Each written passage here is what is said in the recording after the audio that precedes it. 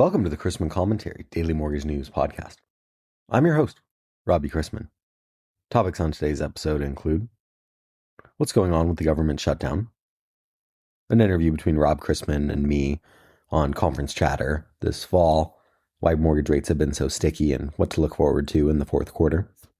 And in the capital markets, well, I just said I was going to discuss why are rates sticky, but what are we seeing with the latest home sale data ahead of Friday's employment report? Or lack of employment report. Looking for smarter home equity solutions? Established in 2016, Spring EQ is now one of the nation's leading non-bank home equity lenders, giving partners more ways to serve customers. Choose from a variety of products, including fixed line, their unique take on a fixed rate HELOC, along with traditional HELoans and HELOCs. Known for speed, service, and innovation, Spring EQ makes tapping into home equity easier. Learn more at wholesale.springeq.com. Why do I, as a millennial, think the government saved my life? Because I'm indebted to it. Forever. I just got back from Colorado, where the United States federal government owns more than a third of Colorado land. Quick, build subdivisions. But federal government is in the news for another reason. I'm getting older, yes, but these budget stalemates seem to come more often every year. Furloughed people don't buy houses, some may not make their mortgage payments, and hundreds of thousands of federal employees will be furloughed if additional funding cannot be approved by midnight tonight. Lenders are on alert, of course, and despite a federal government shutdown, expect mortgage-backed securities to trade without interruption and those in the financial markets to know that the SEC will operate with minimal market oversight. There will probably be delays on Social Security payments, small business loans, and clinical trials for medical treatments, while exporters won't be able to get licenses. For investors, a shutdown could postpone economic data releases. The first delay could come on Friday when the closely watched non-farm payrolls report for September is due to be published. If a shutdown continues, it could affect upcoming inflation readings, complicating the Federal Reserve's meeting on interest rates at the end of October. The White House has also threatened mass firings if the government shuts down, with the Office of Management and Budget instructing federal agencies to prepare reduction in force notices that could go beyond the DOGE cuts instituted earlier this year. Whether or not we see the jobs data Friday, know that the Federal Reserve has resumed interest rate cuts to address a stalled job market, but lower rates alone might not be sufficient to quickly revive hiring. Businesses cite issues such as high costs, tariffs, and tight credit as more significant challenges than demand, and the traditional benefit of lower rates, such as rising stock prices and reduced mortgage rates, are less effective in the current environment. To make sense of it all, where do I turn? Well, my dad, of course. So I want to welcome back to the show Rob Chrisman to discuss what the heck is going on with the federal government, chatter around the mortgage industry, the rate outlook, and more. Enjoy. You and me have been on the road, speaking at bank events. We spoke together at the Pacific Northwest Mortgage Lenders Conference. We were in Acuma the other week. You sped off to Atlanta for Loan Vision. MBA Annual is right around the corner. Companies are certainly gearing up for it. The latest chatter out there. Go.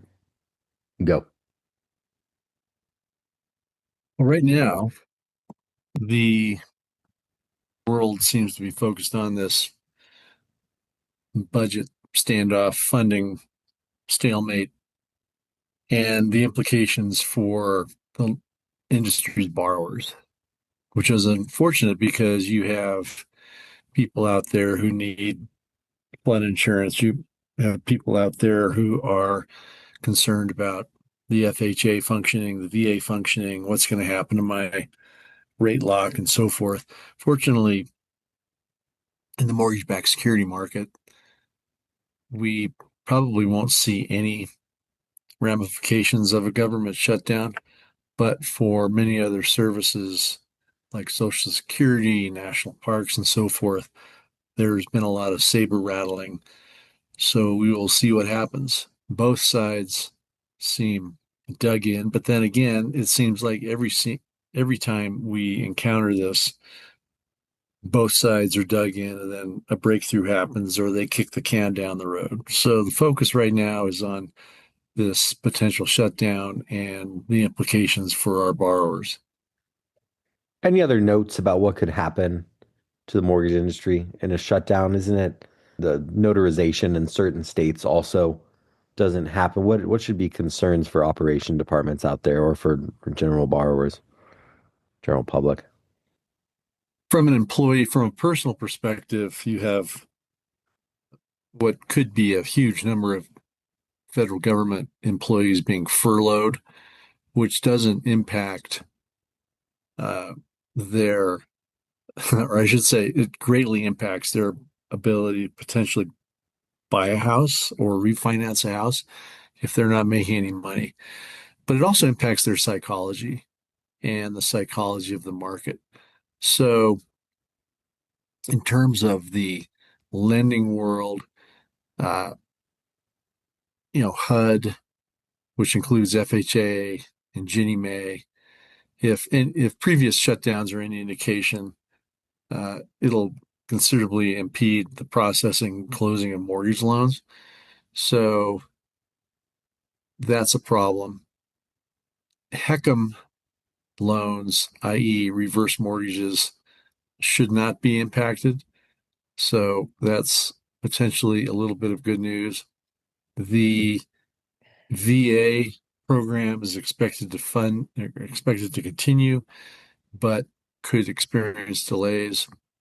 USDA loans, uh, those will be dead in the water if previous shutdowns are any indication.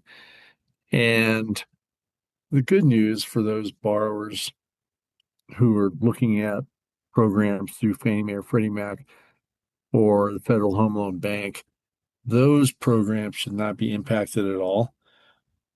But once again, the psychology of the marketplace is impacted. The flood National Flood Insurance Program is anybody's guess, and the IRS uh, income verification, excuse me. So that should continue on. So we will see, but it certainly sucks all the air out of the proverbial room in terms of news and in terms of what's going on with the government and why can't the government get it right and so forth and so on. We elected them, but you skirted my question a little bit. That's not what the chatter was at these conferences that you've been to recently. And before you flip it on me and say I was at Acuma also, what kind of generally speaking, Loan Vision, Acuma, Pacific Northwest mortgage lenders, the chatter out there in the hallways? Well, the chatter is that lenders are continuing to help their borrowers through thick and thin, and they have some amazing technology at their fingertips. They have the ability to dig down in a granular fashion and look at loan officers' production and whether or not it's worth it to hire a production unit, i.e., a branch or a particular loan officer. From an accounting perspective, management has tools that they've never had before, and those continue to improve.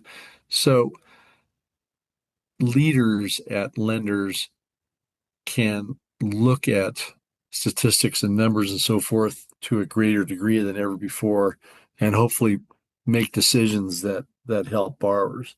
So yeah, I think we're continuing to see that evolve, and certainly LOs, brokers, account executives have technology to help them leverage themselves and their teams to help borrowers so do things more efficiently.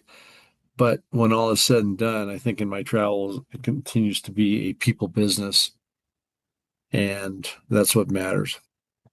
You and I like to do a little straw poll when we travel and ask people in the audience where they think rates are going to be. Everyone for the last year plus at this point thought rates were going to fall. Well, since the Fed started cutting rates last September, rates have gone up. Since President Trump was elected in November, rates have gone up.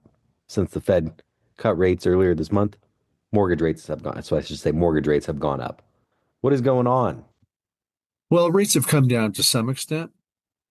They certainly haven't come down since the Fed cut their cut its overnight Fed funds rate, but the trend seems to be down.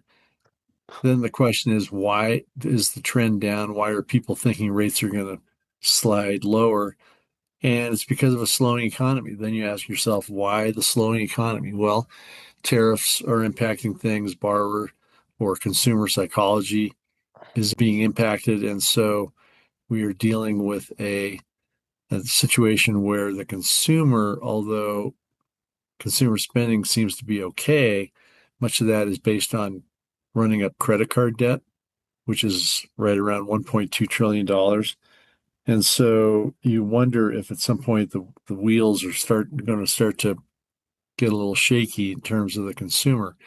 Overall, though, the consumer appears to be relatively strong, and the financial markets certainly continue to be strong. The stock market, which is not the economy, by the way, continues to do well and set records. So you look at that and you think, oh, everything's good. Well, the labor market is becoming a little bit frayed. Inflation is still a concern.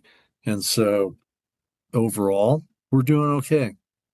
But overall, I think people think that things will slow down, which would lead to lower rates. The stock market is not the economy, just like LinkedIn following does not connote any sort of intelligence or mortgage expertise. Keep that in mind, people out there. Let's close with this. What do you expect as we move through the fourth quarter here? MBA annual, like I mentioned at the start's coming up. Yeah, it'll be good to get back together with most of the industry and kind of take the temperature. But what do you expect as we move through the fall months into winter for the mortgage industry? I think if we see rates continue to slide a little bit, the refi market will help overall volume. But in terms of new home purchases or home purchases in general, typically that's a slow time. And I don't see this year being any different. Thank you for the time. You're very welcome. Anytime. Whether or not we see the jobs data Friday, know that the Federal Reserve has resumed interest rate cuts to address a stalled job market, but lower rates alone might not be sufficient to quickly revive hiring.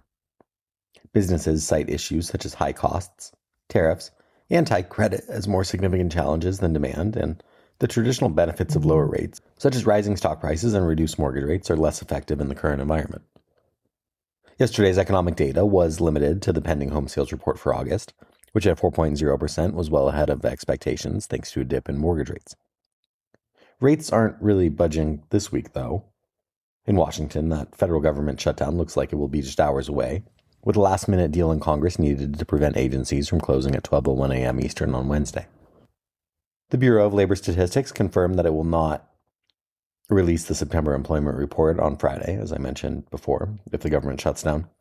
When released, the September jobs report is forecast to show another month of modest employment growth, holding the unemployment rate steady. The labor force participation rate, the average work week, earnings, and job openings likely eased. Today's month and quarter-end session kicks off shortly with Redbook same-store sales for the week ending September 27th. It will be followed by July house prices from Case-Shiller and FHFA. Both are expected to decrease.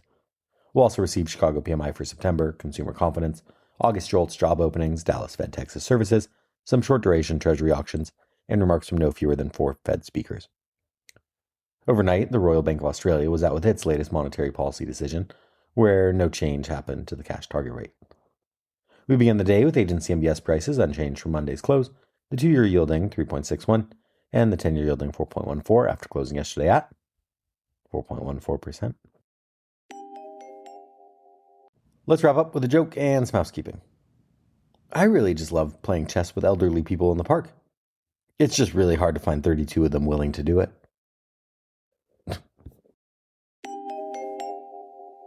Thanks again to Spring EQ for sponsoring the podcast this week. It's one of the nation's leading non-bank home equity lenders, giving partners more ways to serve customers.